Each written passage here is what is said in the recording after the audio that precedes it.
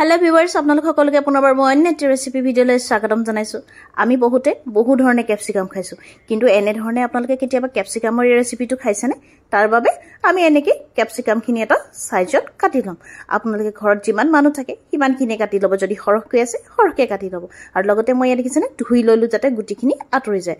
আৰু অন্য এখন কেৰাহীত এনে ধৰণে তেল অলপ দি তাতে মই কেইটামান বাদাম অলপ ভাজি লম। বাদাম কিটা যেতিয়া প্ৰায় ৰঙচুৱা হৈ যাব তাতে কাটি লোৱা ডাব নাৰিকল কিটা সময় দি দিম আৰু তাতে অকনমান মগজ গুটি মই ইয়াতে দি দিম। আপোনালোকে ইচ্ছা কৰিলে কাজু ব্যৱহাৰ কৰিব পাৰে, আলমণ্ডো ব্যৱহাৰ কৰিব পাৰে। আৰু লগতে ইয়াত দুফুটামান নহৰু আৰু অকনমান কাটি লোৱা আদা মই তেলতে ভাজি লম। আৰু এইখিনি যেতিয়া ৰঙচুৱা হৈ যাব এনে ধৰণে মই এটা মিক্সি জাৰত এইখিনি উলিয়াই লম। হোৱাৰ লগে লগে ইয়াক আমি পিছি লম। তাৰ লগতে মই অকনমান কচুৰি মেথি ইয়াতে দি থৈছো।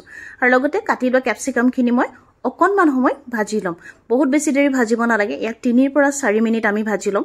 ইমানখিনিয়ে ভাজিব যাতে ই অকনমান কোমল হৈ যায়। আৰু ভজা হলে এনে ধৰণে এখন প্লেটত আপোনালোকে ক্যাপসিকামখিনি উলিয়াই থব। আৰু লগতে আমি যে ৰাখিছিলো মছলাখিনি তাতে এটা বিলাহী দি এইখিনি মই পেষ্ট বনাই লম।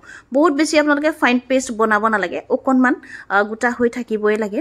ফালে মই অলপ পিয়াজ কাটি ললো। পিয়াজখিনি আপোনালোকে সৰুকৈও কাটিব পাৰে, নতুবা আপোনালোকে ডাঙৰকৈও কাটি ল'ব পাৰে।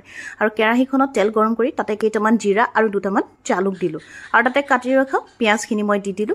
আৰু আমি পিয়াজখিনি গোল্ডেন ব্ৰাউন হোৱালৈকে ভাজিম। আপোনালোকে কেঁচা পিয়াজত নিদিব। গোল্ডেন ব্ৰাউন হোৱাৰ পিছত যিখিনি পিছি ৰাখিছিলো পেষ্টখিনি, সেই পেষ্টখিনি ইয়াতে দি দিব। আমি পেষ্টখিনিও খুব ভাল ধৰণে 5 পৰা 7-10 মিনিট আমি ভাজিবলৈ চেষ্টা কৰিম।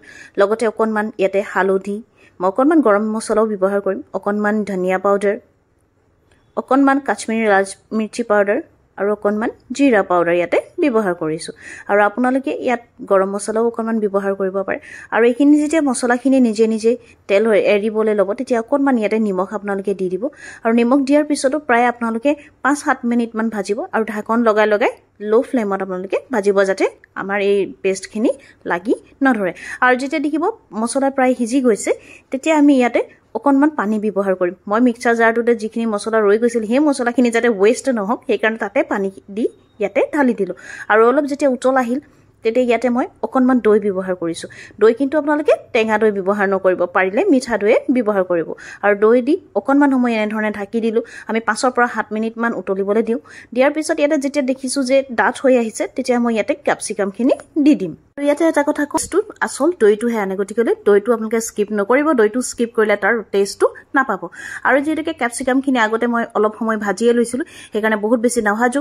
এইখিনি বহুত বেছি অভাৰ কুকো হ'ব নালাগে আৰু হৈও থাকিব নালাগে। এয়া আমাৰ ক্যাপসিকামৰ কাৰি হৈ গৈছে।